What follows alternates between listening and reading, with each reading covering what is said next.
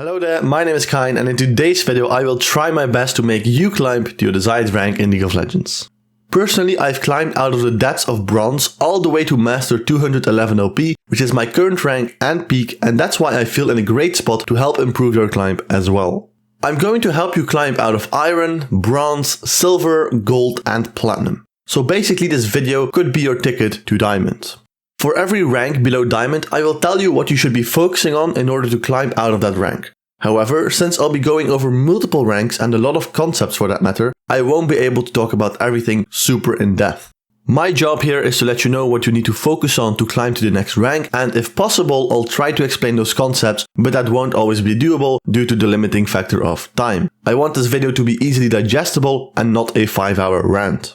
However, if you're looking for great individual coaching where I personally analyze your gameplay and give you all the tips I know, be sure to check out my coaching link in the description down below. Okay, let's get started. The first rank I'll be discussing is Iron. To be honest with you, I'm a bit surprised that people can be stuck in Iron without having external issues like a bad internet connection. Obviously, if you do have a bad internet connection or you have suboptimal hardware, make sure to fix that if you're serious about climbing. If you're stuck in Iron and you're not held back by external issues, the next tips are for you. First of all, it's important that you get in touch with the game. There's no point in climbing if you don't know how the game works. I strongly recommend that you play as many games as possible. You can play normal games or flex games with friends. Just make sure that once you reach level 30, you play at least 100 normal games on Summoner's Rift before you get into ranked. On top of that, try to play as many roles and champions as possible to start understanding the basic fundamentals of League. After you've done that, you can hop into soloqueue. Your goal in Iron shouldn't be to climb, it should be to learn how ranked works and how to have fun. I strongly believe that if you play enough games, you will automatically climb out of Iron. You just need to understand the very fundamentals of League. With that being said, let's move on to Bronze. If you're Bronze, you should understand how the game works. You know there are 5 roles and you have a very basic understanding of what you can expect from those 5 roles. You've been in touch with items and runes, you somewhat understand the importance of taking major objectives like Baron and Drakes, etc. So at this point you can finally start taking the game a bit more seriously. If your goal is to climb the ranked ladder as a mid laner, you should mainly queue up as mid lane and try to avoid queuing up for other roles. As long as you always queue up for mid lane, it's perfectly fine to play a wide variety of champions in your ranked games as long as they're not insane mechanically difficult. I strongly recommend playing champions like Malzahar, Annie, Lissandra, Veigar, Ahri, Echo, etc. Another issue that I notice a lot of bronze players struggle with is ranked anxiety, the fear of playing ranked and losing LP. You should never care about what other people say or think about your rank. League of Legends is all about improvement, and the best way to improve in ranked is by playing ranked. Therefore, don't be afraid of muting everybody in-game so that you can play your ranked games with peace of mind. And last but not least, as a bronze player, it's very important to start focusing on farming. Your goal in League of Legends is to kill the enemy nexus. In order to do that, you need to level up and buy items so that you're strong enough to kill the enemy team and take their nexus. Minions are the most consistent form of gold and XP because to a certain degree you can control how many minions you farm during the game. This means don't try to trade with your opponent if you're going to lose farm because of it, and don't move to a dragon fight or roam onto the map if there's a big wave under your turret. That's about everything you need to climb out of bronze, so let's move to silver. Once you reach silver, it's not only important to be consistent with your role by always playing mid lane, but also to be consistent with your champion pool. The average League player is silver, so at this point if you want to improve, you'll have to become better than the average player. So at this point you really need to start taking the game seriously. It's of key importance that you only play a handful of champions at maximum and preferably only 1 or 2. Only playing one champion, make sure that you get used to the champion's mechanics, which allows you to focus more on the game, and that makes it so much easier to win your games. Obviously, as a silver player, it's also very important to focus on farming. Just like a bronze player, you want to last hit as many minions during the laning phase, but on top of that, you need to implement the concept of side laning. Once one of the bot lane turrets has been destroyed, doesn't matter if it's your team's turret or the enemy team's turret, just ping your bot lane to go mid lane and go side lane in the bot lane. Try to side lane throughout the entire mid game. This way, when people are fighting in the mid lane and thus sharing gold and XP, you'll be gaining solo gold and XP, which will make you very strong compared to anyone else in your game. For now, when it comes to side laning, you only need to know where to side lane. Once a bot lane turret gets destroyed, you go bot lane. But that won't be the case for the entire games. Sometimes you'll have to side lane in the top lane. Now how do you know when to side lane bot or top? It's very easily actually. You side lane in the side lane that is closest to the next spawning objective or the objective that has already spawned. For example, if Drake spawns in 1 minute on the bot side of the map, you should go side lane in the bot lane. This way, if a fight breaks out on Drake, you can easily move to that fight. If you would be top lane in the situation and a fight were to break out around the Drake in the bot side of the map, by the time you walk from top to Drake, that fight is already over, unless you have teleport. In that case, you should go top, because when a fight breaks out on the bot side of the map, you can use teleport to get there. Another important concept, maybe the most important concept for silver players, is focus on commitment. Whenever I coach silver players, they seem to struggle a lot with making decisions. They take a lot of time to make decisions or they change their mind all the time. This way they don't accomplish anything. For example, if you give a silver player a situation where he has to choose between roaming or taking plates, a lot of the time he will doubt his decision so much that he will start to roam and then cancel it, come back to lane to get a plate, but it's already too late and now he didn't roam and didn't get a plate. Obviously, thinking about every choice is a good thing, but also try to focus on committing to one of the options. Remember, it's often better to commit to a suboptimal play than to do nothing at all. If we take the example with the roam and the turret plates, it's better to go for the plates even when you could have gotten a double kill bot lane than to doubt yourself and try to do both, resulting in you accomplishing nothing. Next up, try to master your laning phase. As long as you get out of laning phase with the lead, you should easily be able to carry your games. Even if you make mistakes and overextend in the side lane and now you get collapsed by the enemy mid laner and jungler for example, if you're fed you might actually get a double kill instead of dying or at least escape. Basically what I'm trying to say is that if you're fed you can make a mistake and still get away with it, which obviously makes it a lot easier to win your games. Also if you're fed you're more likely to fight your opponents, which is good to develop your mechanics. However, in order to win your laning phase in silver elo, you'll need to understand basic trading patterns. I've already made a very clear trading guide and I'll put the link in the description down below so that you can start mastering your laning phase. However, winning laning phase is obviously very nice, but sometimes it's not even necessary. Silver players struggle a lot with trusting their teammates. If your bot lane and top lane are doing good and you're losing a lane, all you need to do is damage control. Learn how to lose gracefully. All you need to do when you're losing but your team is doing good is just being carryable. If you go 0-10 and run it down, you're not carryable anymore. But if you go 0-3, you're most likely still carryable. I feel like silver players struggle a lot with this concept. For some reason, they always feel like they need to outplay their lane opponent and they can't just let themselves be carried by their teammates. From what I've seen, silver players have the mentality of, if I lose my lane, I don't even want to win my game anymore. Whereas it's totally fine to lose your lane from time to time, just try to control the damage. For example, if you're losing your lane, maybe you can buy more defensive items or try to soak XP from the minions rather than being greedy to last hit every single minion, etc. And last but not least, the game will be so much easier for you if you understand basic wave mechanics. You don't need to understand a lot of wave mechanics in silver, but just make sure you do this. Whenever you want to recall or roam, push in the wave under the enemy turret, this way you won't lose a lot of gold. That's it for silver, let's move on to gold. The first thing you want to do as a gold player is learning wave mechanics more in depth.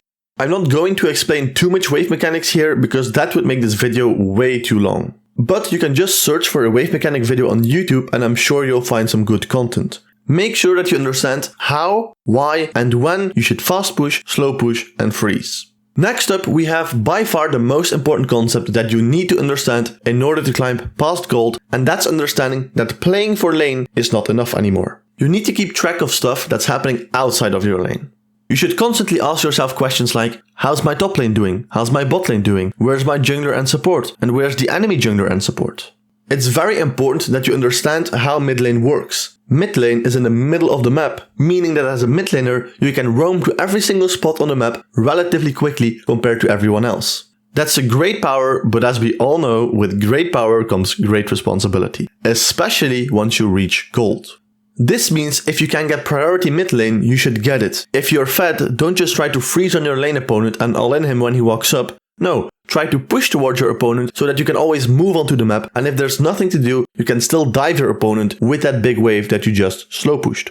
Obviously, you don't need to perma push. Mainly when objectives like Herald and Drake are up, you should look to establish priority in the mid lane. And when you don't have any vision on the map and people could try to collapse on you, you can still look to freeze the lane on your side of the map rather than pushing it so that you're safe and you can't get collapsed.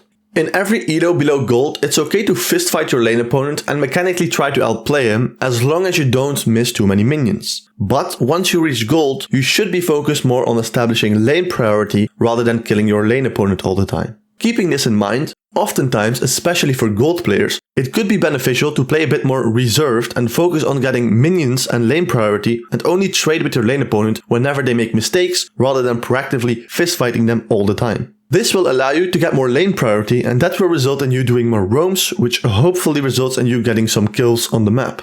But that's not where it has to end. Once you reach gold, you need to understand that you don't kill people just to kill them. Oftentimes, because you killed someone, you can get an objective. For example, if Dragon is up and you roam to bot lane and you kill the enemy ADC and support, don't just go mid lane again, but ping and help your team to do Drake, or in a different scenario, maybe because you killed someone, you can get a Baron or a Herald or a mid lane turret, etc.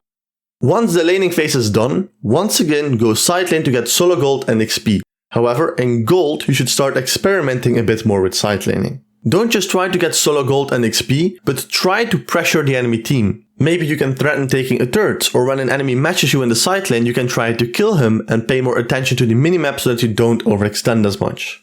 Just see for yourself how far you can take side laning specifically with your champion. And that leads us to the last tip that should help you climb out of gold, understanding your champion identity. Once you reach gold and you've played the same champion for a while now, try to play around your champion's strengths and weaknesses. If you're playing LeBlanc, for example, start expanding on your gameplay. Next to winning the laning phase, farming properly, side laning properly, try to play around your burst damage and mobility.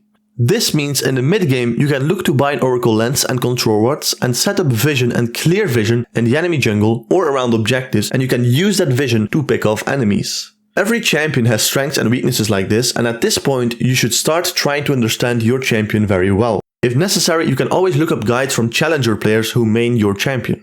Now that you know all of this information, you should be able to reach platinum, so let's talk about how we can climb out of platinum all the way till diamond. Okay, so once you reach platinum, you need to start doing more. More shot calls, more dives, more farming, more invading, more roaming, more vision, more of everything. It all comes down to limit testing. Personally, I've been stuck in platinum for 3 years in the past, and I've coached a lot of platinum players, and my takeaway from platinum players is that they autopilot all the time. They don't think enough about the game, they're just spamming games without thinking too much about their decisions and gameplay. This means that in an average platinum game, your teammates are very likely to autopilot themselves throughout the game. However, this is easily fixed. All they need is you to be the shot caller. If you are always paying attention and ready to make the right play, all you have to do is ping your teammates and they will follow your lead.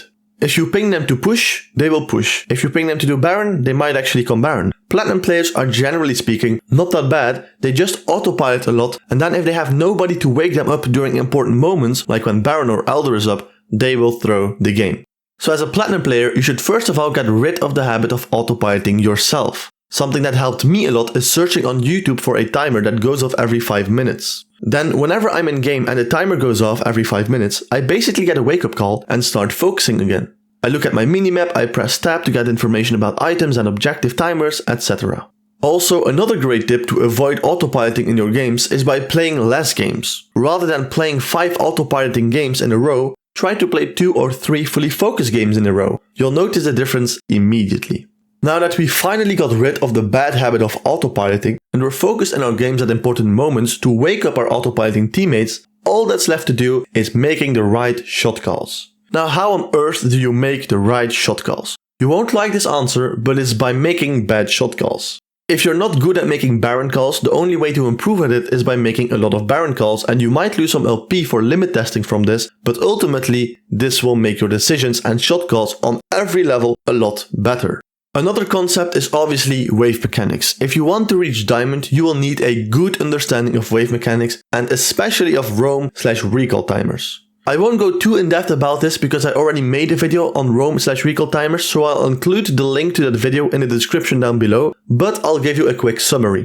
The best way to create a lot of time for yourself in order to roam or recall is slow pushing towards your opponent. This is by far the best method to create a lot of tempo for yourself, but it's also quite hard because you can't always use it. For example, if you're playing Zed versus Rumble and you're slow pushing towards the Rumble, he can just one-shot your wave with Q and now all your tempo is gone. So a second method that can get you an efficient recall or roam timer is using the 3-wave concept. You basically want to shove the wave that spawns before the cannon wave as fast as possible and then recall or roam. Because then while you're recalling or roaming and your enemy stays in lane, he's stuck having to clear a cannon wave, giving you quite some time to do whatever you want. And last but not least, if that doesn't work out as well, because maybe you're playing something like Zed into Malzahar and the Malzahar just perma pushes you under your turret, you can just recall faster than your lane opponent on a random wave. Then if your lane opponent stays in lane to shove out the wave while you're already in base, you'll get to lane when your opponent just recalled, meaning you can push out the next wave and just roam while the Malzahar is still walking to the lane. But like I said, this concept will be very clear once you check out the video in the description down below. Another great tip that I also mentioned for gold players is jungle tracking.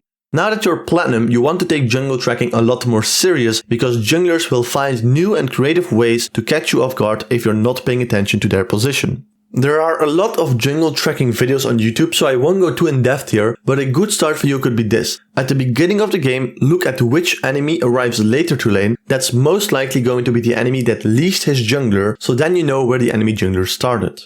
If the enemies do something like a fake leash, you can sometimes still know who leashed the jungler by looking at the HP and mana of the laners, because sometimes people use an ability or tank some damage while leashing. Something else you should pay attention to as a platinum player is thinking outside the box. I'm talking about trying different runes or different builds or even different summoner spells if that's more optimal for your specific game. Also be more creative with your vision. Put your wards in different spots against different junglers. Level up different abilities in specific matchups. For example, if you're playing Annie versus a tank Malphite in the mid lane, rather than maxing your Q, which is a single target ability, you could look to max your W, which is an AoE ability, so that you can push waves out faster. Why? It's very unlikely that an Annie is going to solo kill a tank Malphite. Instead, you should look to ignore the Malphite and outroam him, and maxing W will help you with that because you'll be able to push waves out a lot faster. This is the game-specific creativity and thinking outside of the box you need to start learning if you want to get to Diamond. The thinking outside of the box concept also implies to killing your lane opponent. If you want to get to Diamond, trying to mechanically outplay your mid lane opponent might not always work anymore to get yourself ahead. At this level, you should understand that first and foremost, you need to take your time to create a situation where if you trade with your opponent, you automatically have an advantage. For example, rather than randomly trying to fistfight your opponent, try to build a big wave around you so that when your opponent trades with you, he will take a lot of minion damage. Another big issue platinum players have is not understanding the concept of objective trading. A lot of people tunnel vision on getting objectives, and sometimes that leads to unnecessary deaths and throws. For example, if Dragon is about to spawn and the enemies have priority mid lane and use that priority to set up vision around the Dragon, instead of trying to cheese your way into the river and potentially face tanking an entire enemy team, be disciplined and give up the Dragon but trade something for it. Maybe you can take Herald or a mid lane turret. A lot of enemy jungle camps set up vision for Baron, etc. Don't always try to contest objectives if it's not a fair fight. Instead, look to trade objectives. This will also help you to protect your lead. A lot of the time when platinum players have a shutdown, they end up giving it away because they started an unrealistic fight for an objective instead of trading objectives. Wow, that was a lot of knowledge to digest, but don't worry because the video has finally come to an end. If you're still here, you're an absolute king, which I appreciate a lot, and please don't forget to like and subscribe if you enjoyed this video. Thanks for watching, bye.